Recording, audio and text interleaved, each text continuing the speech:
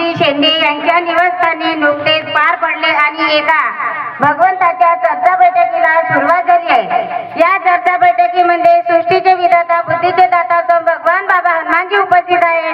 भगवंताला माझा प्रणाम।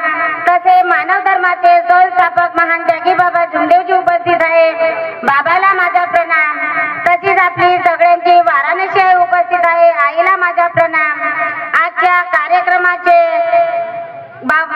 बायपास परिसरातील मधुकरजी शेंद्रे काकाजी या घरमालकाचे मार्गदर्शक, या चर्चा बैठकीचे अध्यक्ष मधुकरजी शेंद्रे काकाजी यांना माझा नमस्कार।